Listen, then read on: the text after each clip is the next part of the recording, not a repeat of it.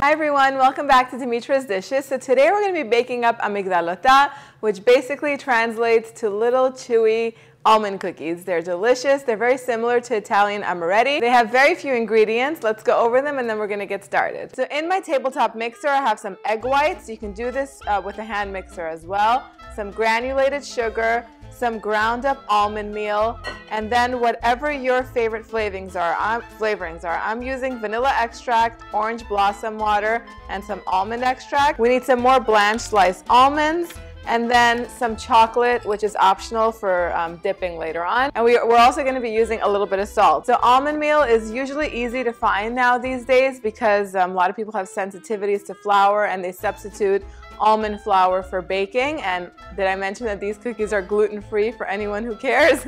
But if you can't find it, really all it is ground up blanched almonds. So any blanched almonds that you can find, you can just take them, run them through a food processor, keep pulsing them until they're very, very finely ground into a flour. And then that's all you need to do with them. Now I'm using sliced almonds because we're going to decorate with them, but basically that's it. You can flavor this with any other flavorings that you want. You could do ground cardamom seeds, which I have here, to add a little bit of an exotic twist. I'm not using them today. You can also put some lemon zest in it, but I'm keeping them very basic and simple and traditional. Very easy. All we're going to do is we're going to whip up these egg whites using our stand mixer. Like I said, you can do this with a hand mixer too, but we're just going to whip these up until they're very fluffy and shiny and stiff. So if the eggs are at room temperature, they whip up very quickly. This is what you're looking for. You want to make sure that this doesn't fall when you shake it or even when you lift it. Now we're just going to mix the rest of the ingredients together. So to my almond meal, I'm going to add my granulated sugar, a little bit of salt, because salt brings all flavors together. Just going to mix this all up. And then I'm going to add a little bit of vanilla extract for that nice sweetness. So I never measure vanilla extract, but almond extract I always do because it's very, very strong. So a teaspoon of pure almond extract. And this is optional, but I'm using orange blossom water because it lends a really nice floral taste. So I'm going to add a teaspoon of that. If you can't find it, just leave it out. But I'll try and post a link down below where you can find it online. And now we're just going to whisk in the egg whites. Now you don't have to worry too much about deflating these.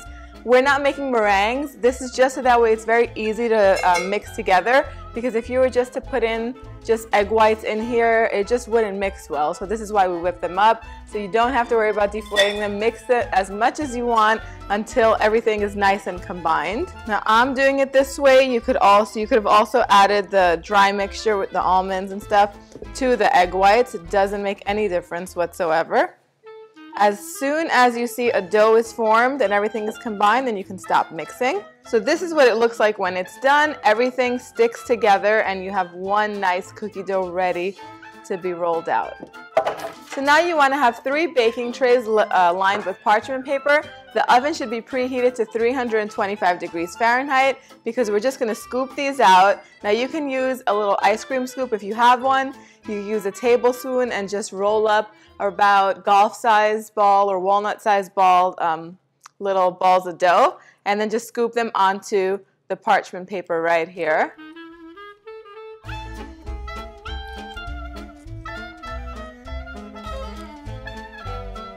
And now we're just going to take a few of these sliced blanched almonds and put them on top of each one, and then you're going to press down a little bit. These don't really spread out too much when they bake, so you can just press them down just a little bit.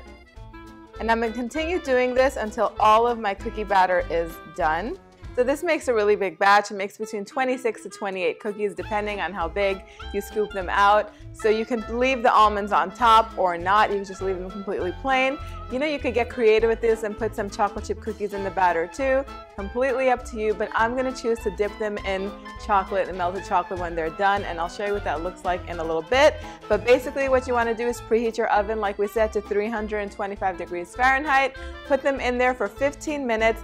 They're going to barely turn turn golden all around. They're still going to be pretty pale because you don't want to overcook them so that way they stay nice and chewy on the inside. They're going to be oh so good. I'm going to show you what it looks like as soon as it comes out, but once you put them in, if you're going to put 2 trays in at the same time, rotate them halfway through cooking. So put the bottom tray in the middle and the middle one on the bottom just to ensure even baking. I'll show you what they look like as soon as they come out.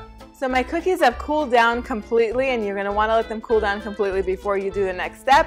The next step is completely optional. What I'm going to do is first of all, let me say that I've melted some semi-sweet chocolate. You can use semi-sweet or dark. I don't recommend milk or white because these cookies are super sweet, and I feel like the dark chocolate or good quality semi-sweet chocolate will just complement them very well. You don't want anything sweeter than these cookies going on to them. But before we start working on them, let me just show you how nice they are. And let me just say a few things. These are the ones, they're going to be pale like this. It's going to seem like they're not cooked or that they're undercooked, but this is what you want. You want them to be really nice and chewy in the center. If you want them a little bit crisper, then go ahead and bake them a little bit longer. It's totally up to you. So good. Sweet, chewy. You're not going to miss the flour in these. Very delicious, but we're going to take them up a notch by decorating them, with some melted chocolate. One more thing before that. So these did spread out a little bit. Now if you want them to be a little bit more firm and compact and a little bit more, like stay together more like a ball, then you can go ahead and add a little bit more almond flour during the mixing process. You'd never want to add so much where it's going to be kind of crumbly and dry. You still want the mixture to be wet and hold together. So that's the trick. You can play with the recipe and bake a few batches and see which consistency and texture you like best. But don't overbake them because then they won't be chewy in the center. Now to decorate it. You can melt the chocolate on top of a double boiler or in the microwave. Totally up to you. We're going to flip the cookies on the flat side, which is the back. And we're going to take some of the chocolate. You just want a very thin layer. And just spread it over the back. Leave it on the parchment paper.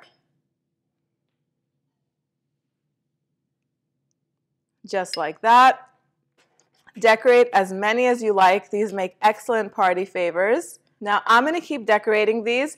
Then you're going to want to set them aside until the chocolate firms up. You can do this faster by popping them in your freezer or in your refrigerator just until the chocolate sets.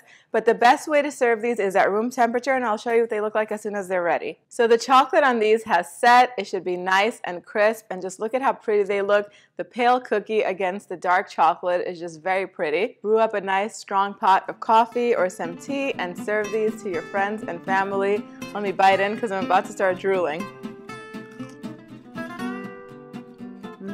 Just perfect. The center is so chewy.